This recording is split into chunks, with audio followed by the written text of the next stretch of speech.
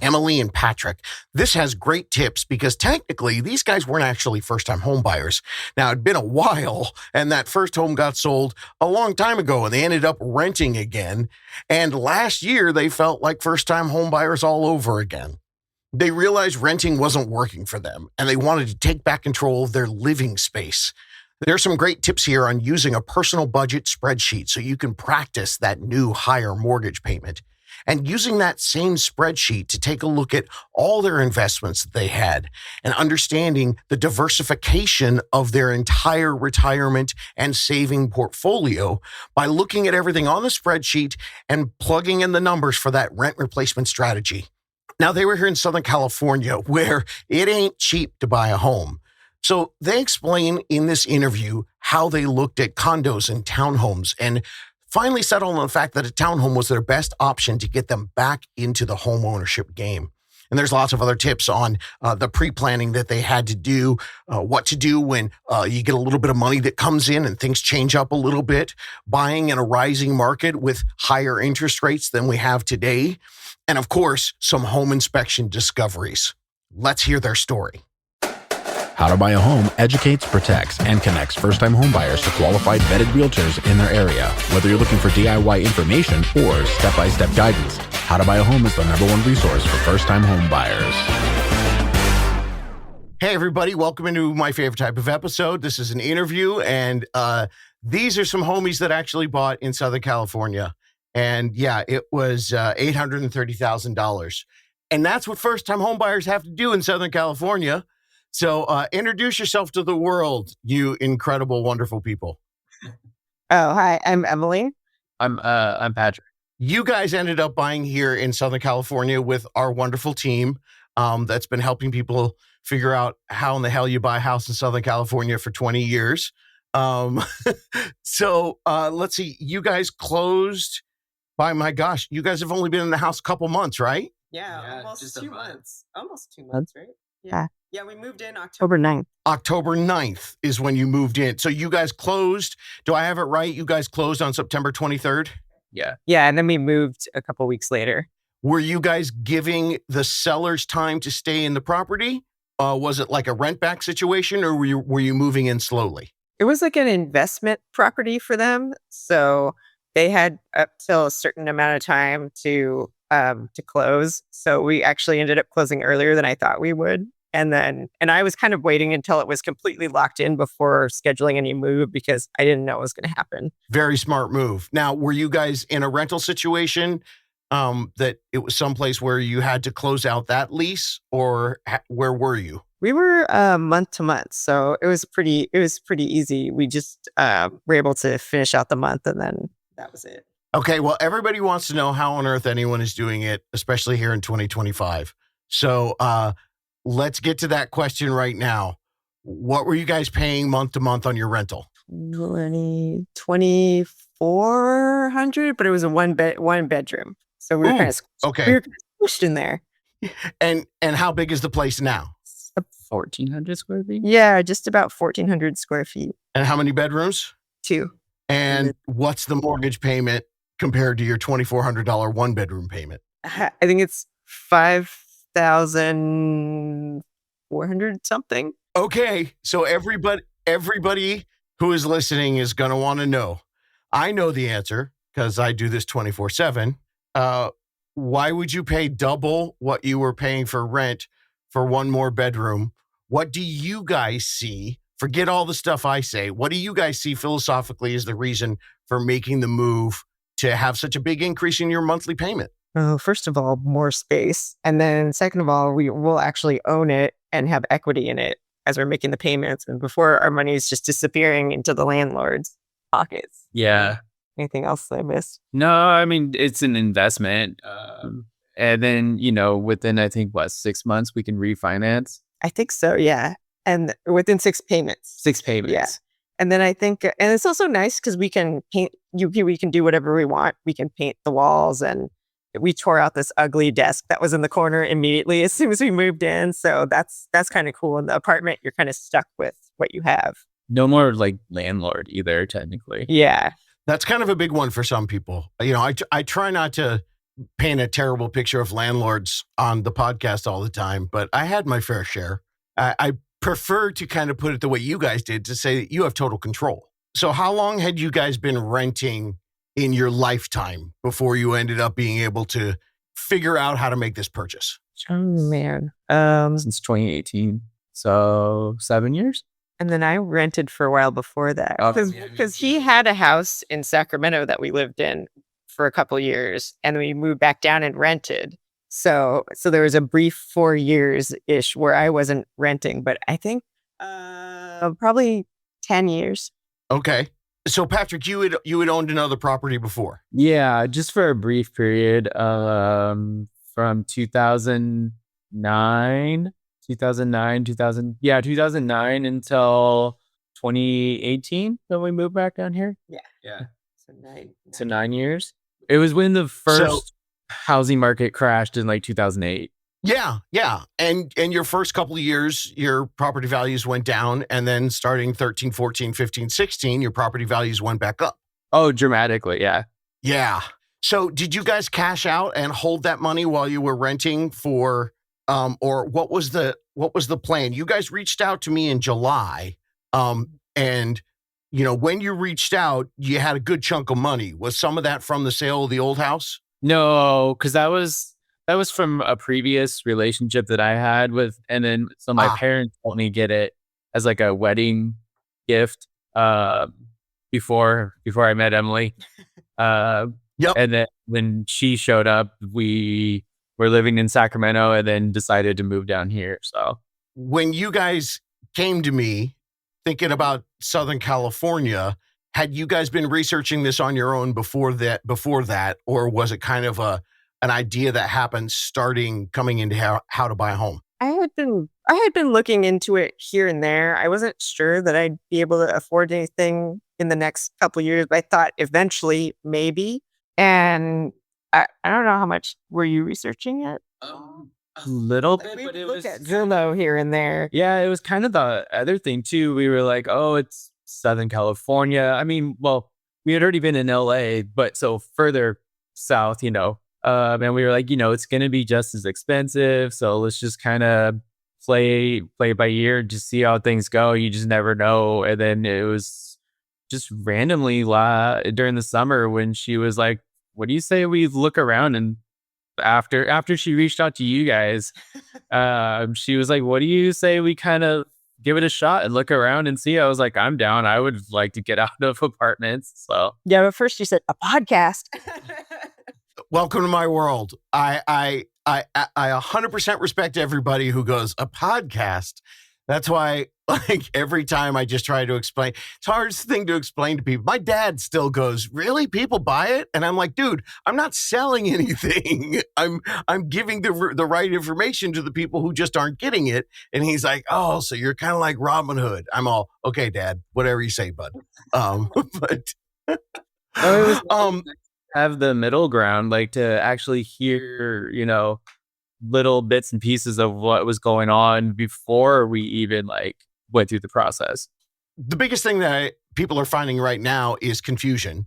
And the easiest way to get over your confusion is with knowledge. And that knowledge creates confidence. So that's why I just try to give as much information as I can. And down here, man, we're in Orange County, California, listeners, and it is nuts. It is bonkers expensive. So you guys came in, you had some good money saved. Yeah. You didn't like your apartment. When you went through meeting with us and our team, once you met with the lender folks, what was the thing that really got you moving forward? Was it looking at houses and open houses, or was it understanding where your numbers were and realizing this could be a possibility? I think it was the numbers and just seeing what we could afford. 'Cause at first we were looking at lower price places, and they were just, a lot of them were really tiny for two people. And I asked Kelly, the lender, like, would it be possible? Could we go a little bit higher? Because Alton said, if we look just a little bit higher in the price bracket, you'll see a lot more room. And she said, of course. Yeah, your numbers look great. And I was so shocked. I thought for sure we'd have to either cram into a really small place in a nice area or move farther inland where it's hot. Yes. Well, I know, Alton and I have been selling houses down here for a long time, and Kelly has been working with people on the number side. And one of the things that we'll do is respect when someone tells us we'd like our monthly payment here. We get that and we respect that. But then you can kind of see it on the faces when they walk into that. And then they walk into another one, and then they walk into another one. And we're not going to push anybody, you guys knowing that those options are out there, because it's crazy the difference $50,000, $75,000 will do in the size in the starter homes like that you guys were looking at. So were you looking at homes on your own? Were you looking at Zillow?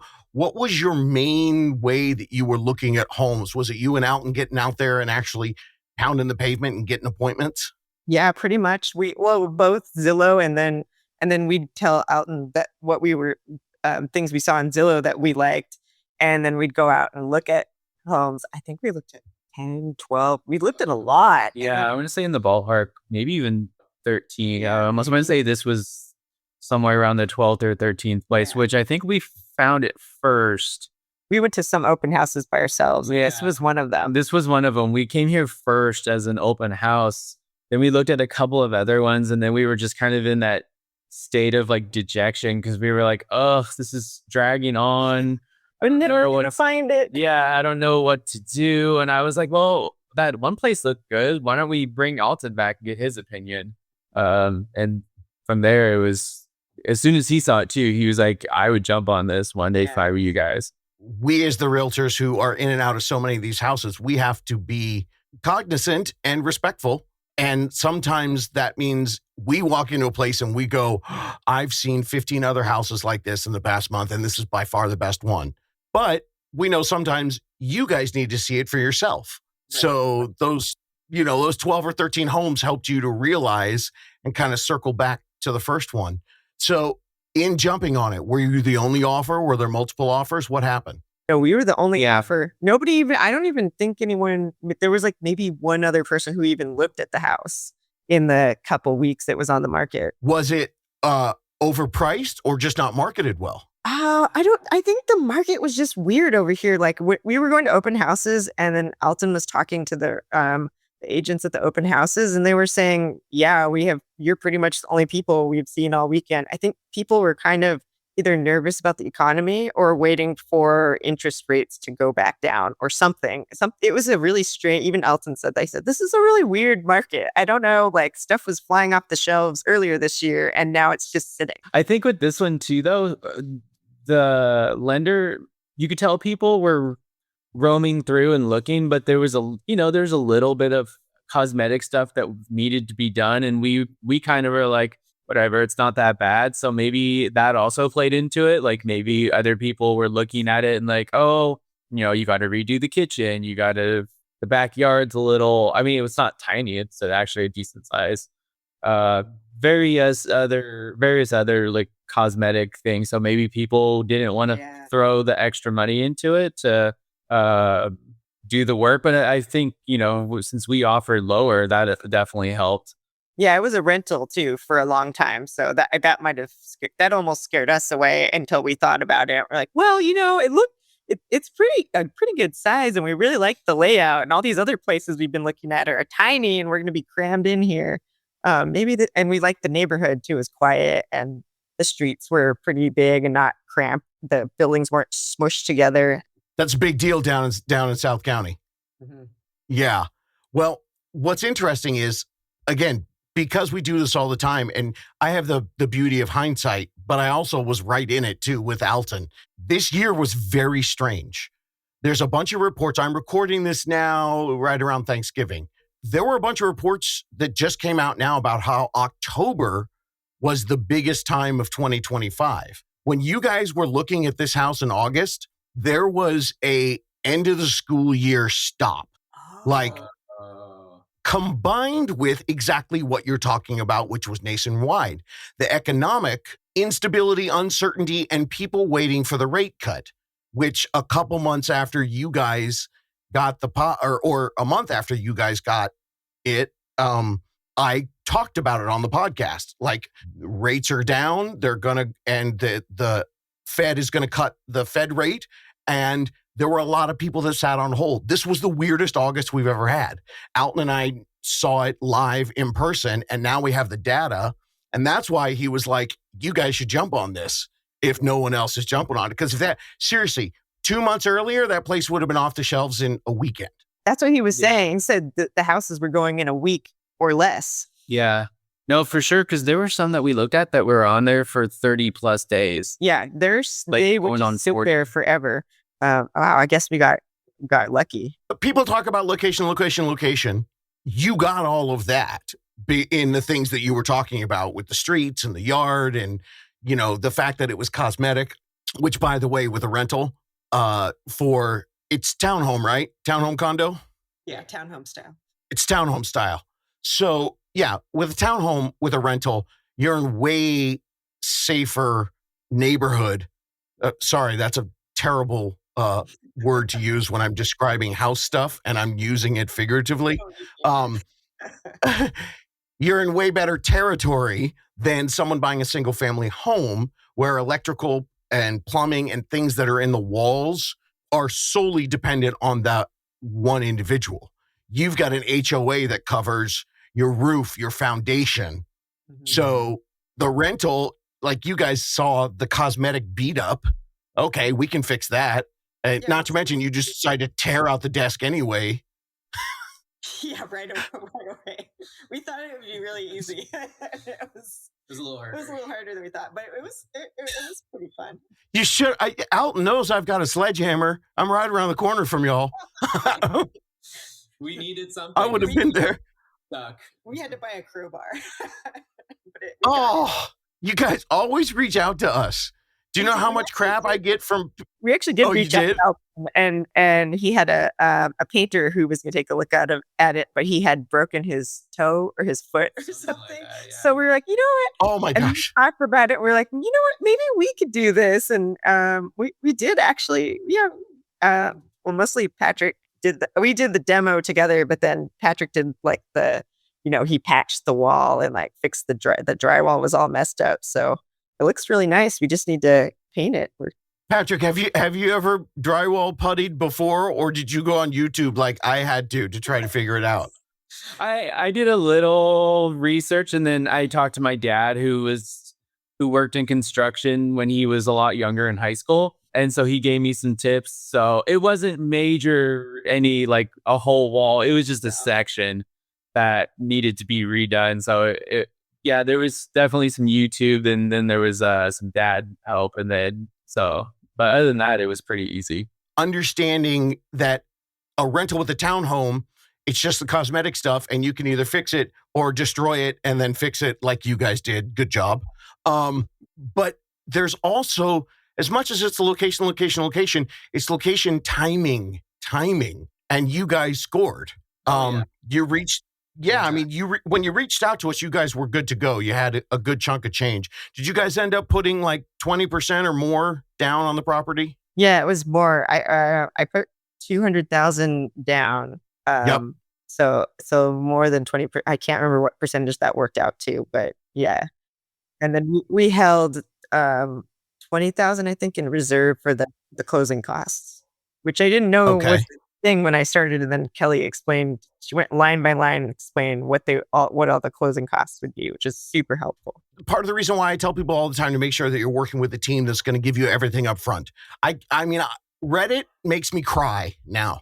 You go to the first time home buyer subreddit and you see the people who are like, what the heck? I'm closing today and they tell me I need $8,000 or $12,000. I'm like, no one told you about closing costs ever? Like that makes me super depressed. But I'm glad that you guys had that information, because here in Southern California, you can have a big chunk of money, and you're going from a 1-bedroom to a whole lot more space, and it's worth it.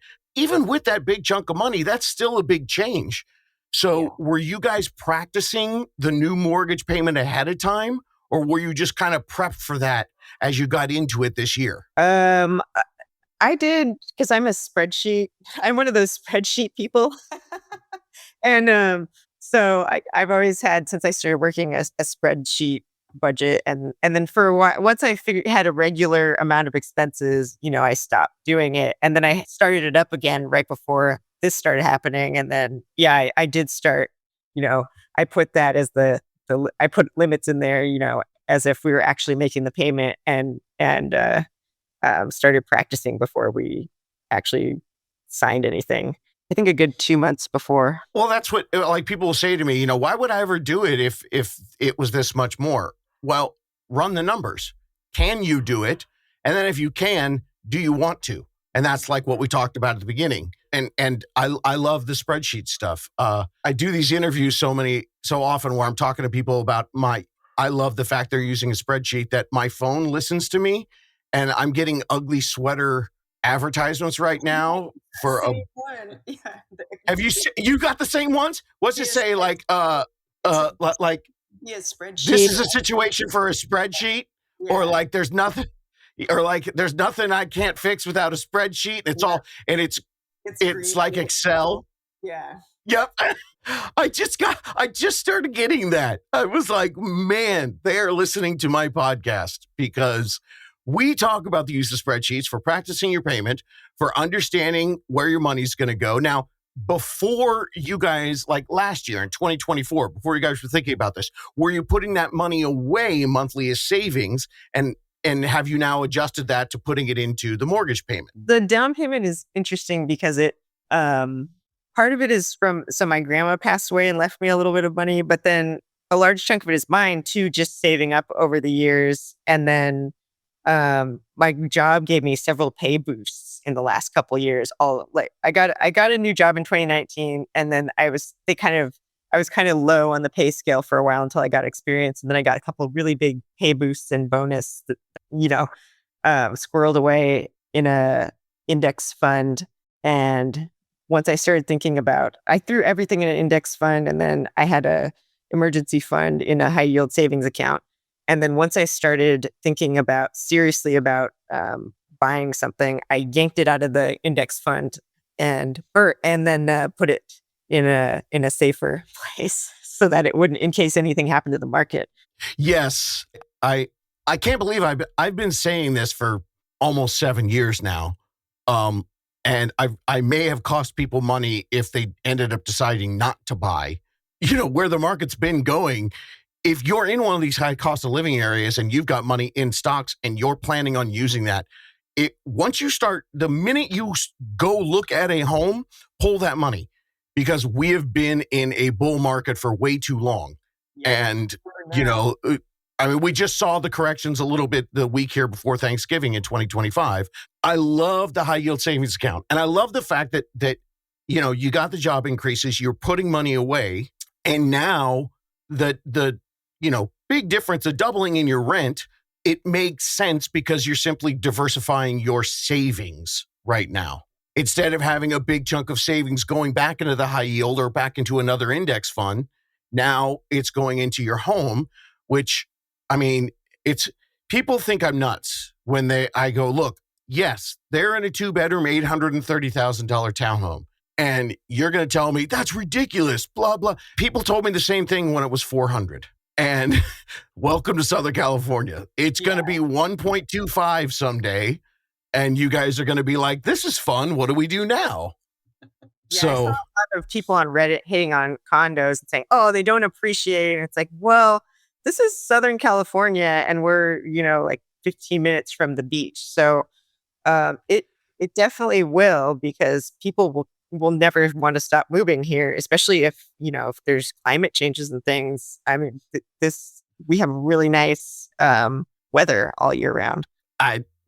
Because I work with the unicorns all over the country, and every once in a while, they'll kind of snark with me about, my mortgage payment. And I just send a picture from my balcony. I'm like, guess what? It's 72. I sent one 3 days ago in November. Yeah. So yeah, we're fine. The myth of condos not appreciated as much as homes is woefully overblown. They especially when you live in an area where condos are starter homes. Mm-hmm. They sell like starter homes. Your average, couple at 30, 35 years old isn't running out and buying the white picket fence because it's about $1 million right now. And it's sure the white picket fence is probably really beat up at that price. So what you guys had to do was figure out what you were gonna, understanding where your money was, where you were putting money away, using the pay increases, and here you are. With a townhome too, the other part of it, and with all the people hating on it, what was your inspection like? It was really cool. So he had this kind of thermal camera thing that like they use on ghost busting shows. And so it was really cool. It felt like I was on Discovery Channel or something. And I just came, at the very end. And he showed me, that he was looking for moisture. He said, I don't see any moisture. There was one point where he showed me, you can see where the air ducts are because of the change in temperature. And I thought that was cool. And he really didn't find any major issues at all, which I was terrified. There are a bunch of little things like, oh, these outlets don't have the right type of, they don't have the little red button or something, or like the water heater. GFCI. I can tell you, every single inspection since the beginning of time will tell you don't have GFCI outlets 6 feet from water. And I tell people all the time, like last time I looked at Home Depot, they're like $18. You're good. Yeah. So don't worry about it. Yeah.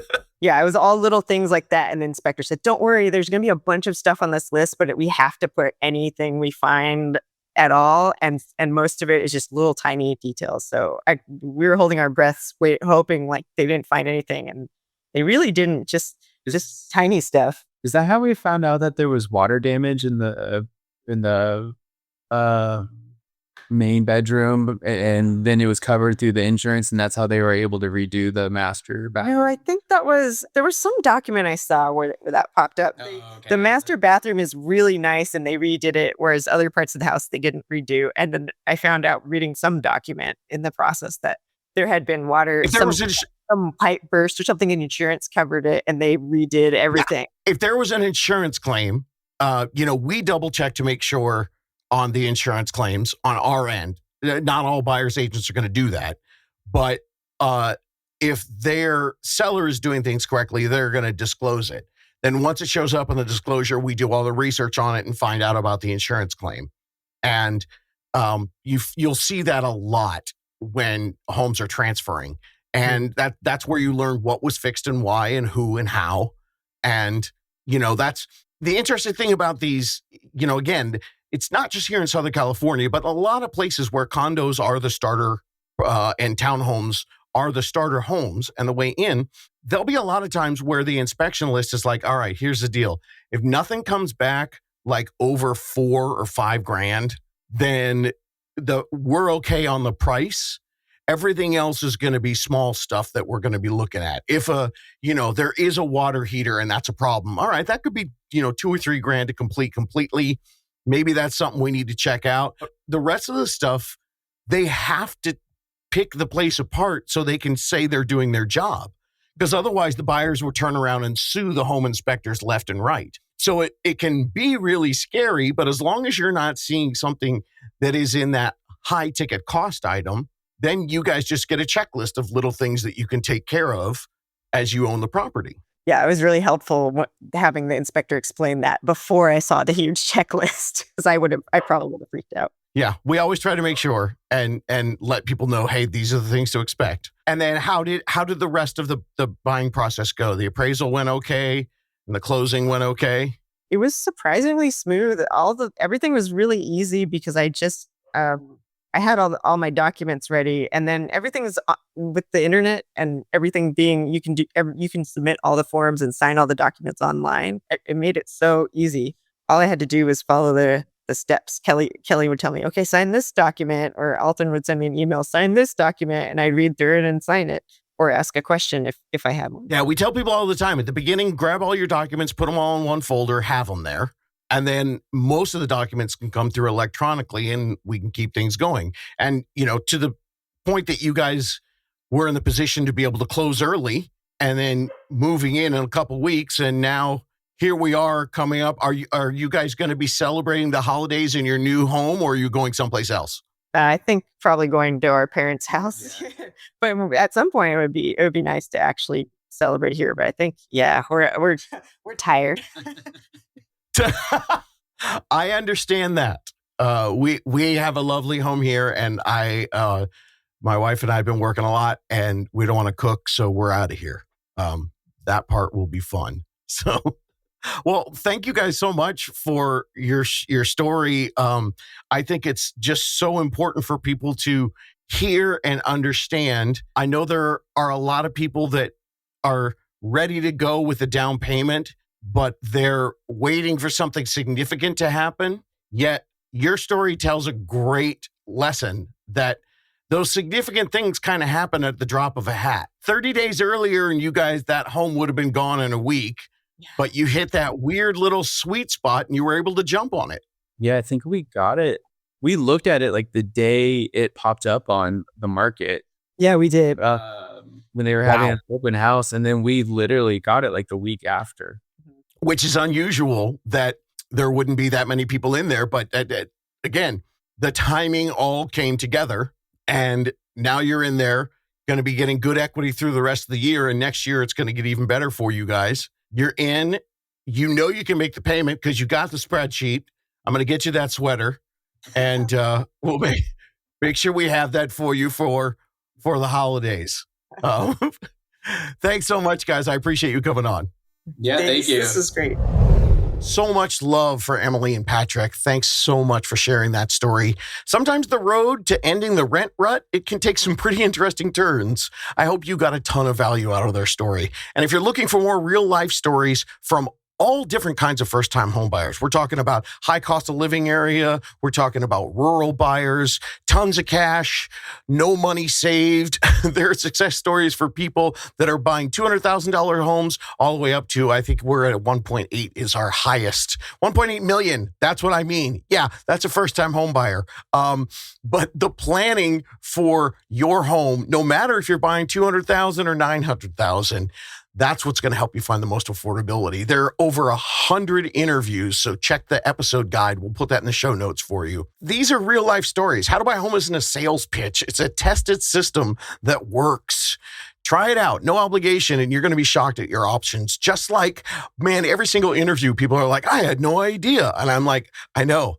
And then the next interview, the same thing. And it keeps happening again and again and again. So if these stories are helping you out on your journey to home ownership, you can also help us out with a review on Apple or Spotify.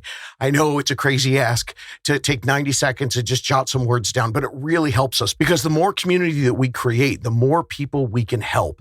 And you'll notice we do How to Buy a Home commercial free. I don't take money from anybody else. I don't take sponsors. I'm giving this away. So the way that we grow is by you sharing it with your friends, dropping a review, letting people know, hey, this dude is legit.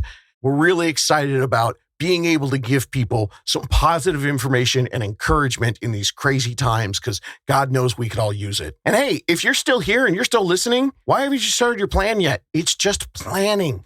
Go to howtobuyahome.com and ask for your unicorn team today. Let's get your plan started. Because the question you should be asking yourself isn't if you can buy a home, it's when can you buy a home and what's the best way to do it.